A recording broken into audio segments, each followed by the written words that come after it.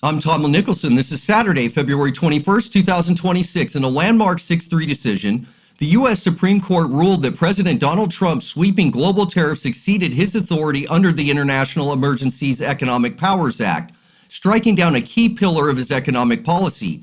This ruling could lead to billions in refunds for importers, though the administration quickly moved to impose new tariffs under alternative legal authorities. Team USA's Alysa captured Olympic gold in women's figure skating, ending a 24-year drought. Her victory in the free skate final came amid a judging controversy that nearly affected ice dance results. Tensions escalate with Iran as new images reveal tunnel entrances at nuclear sites, signaling preparation for conflict despite ongoing talks in Geneva. An opposition figure claims Tehran is rebuilding facilities damaged in prior U.S. strikes.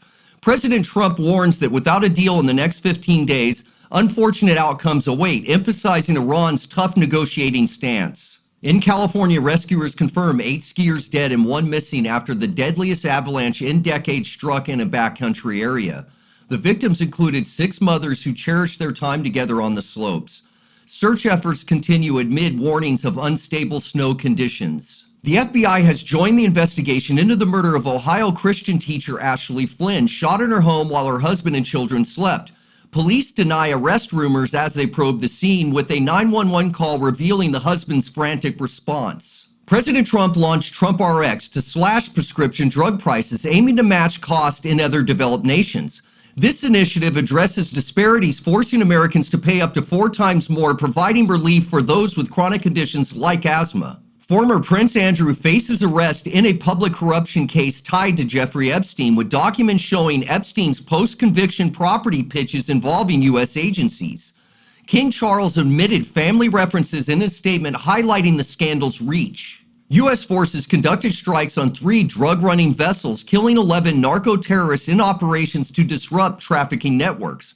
Southern Command details the actions in the Eastern Pacific and Caribbean, underscoring efforts to combat designated terrorist groups. During a White House briefing, President Trump criticized Supreme Court justices who ruled against his tariffs, calling the decision terrible and expressing shame over certain members of the bench. The move highlights ongoing tensions between the executive branch and judiciary on economic powers. President Trump responded to the Supreme Court's tariff ruling by signing an executive order for a new 10% global tariff under Section 122 of the Trade Act of 1974, effective in days.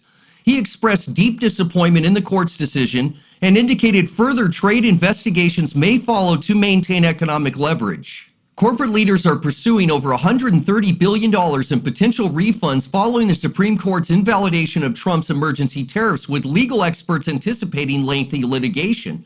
This development may ease inflammatory pressures on consumer and business affected by the duties. California Governor Gavin Newsom calls on the federal government to refund billions collected under the now struck down tariffs, emphasizing impacts on states' economies and ports. The ruling affirms limits on presidential trade actions without congressional approval. Canadian officials welcomed the U.S. Supreme Court's decision on tariffs, stating it validates their view that the measures were unjustified and harm bilateral trade. This could prompt renewed discussions on North American economic relations.